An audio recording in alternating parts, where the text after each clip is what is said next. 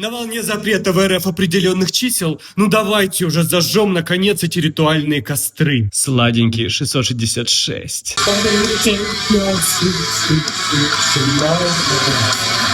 В современной культуре 666 стала одним из ключевых сатанинских символов наряду с перевернутым крестом и пентаграммой. А все началось с 13 главы книги Откровения или Апокалипсиса Иоанна Богослова. Автор описывает видение двух чудовищ, которые он видел, стоя на берегу. Зверя из моря и зверя из земли.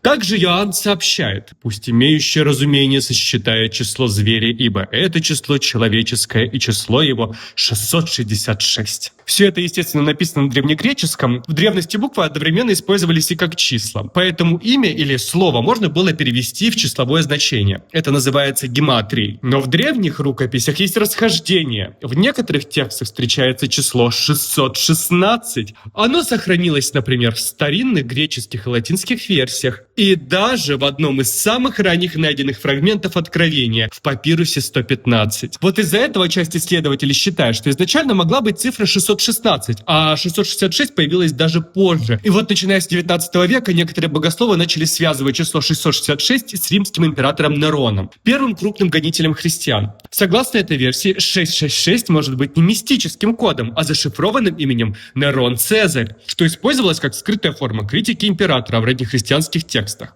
Однако, пытаясь опровергнуть эту теорию, сообщают, что предсказание было написано после смерти Нерона, но и этому имеется объяснение. В те времена считалось, что Нерон не умер, и он в будущем может вернуться и снова замутить тоталитарную диктатуру. Но не только Нерону присваивали значение зверя. Наполеон Бонапарт также удостоился этой чести. В письме дербского профессора Гетцеля в 1812 году доказывается, что Наполеон Бонапарт есть апокалиптический зверь, так как численное значение французского начертания его имени 666. Но Нерон и Наполеон не одиноки. Протестанты хотели приобщить к списку антихристиан мира сего папу римского, но там прям совсем притянули за уши. Но дальше всех, конечно же, шагнули свидетели Иеговы, обозначив объединение мирового правительства, которое противостоит Богу, символом 666. Но вот единственным человеком, который присвоил себе 666 и назвал себя зверем, был Алистер Кроули. Он использовал имя Мегатериан, что по-гречески означает «великий зверь». В современной же культуре первое полноценное визуальное и сюжетно образующее появление числа 666 как метки зверя произошло в классическом фильме ужасов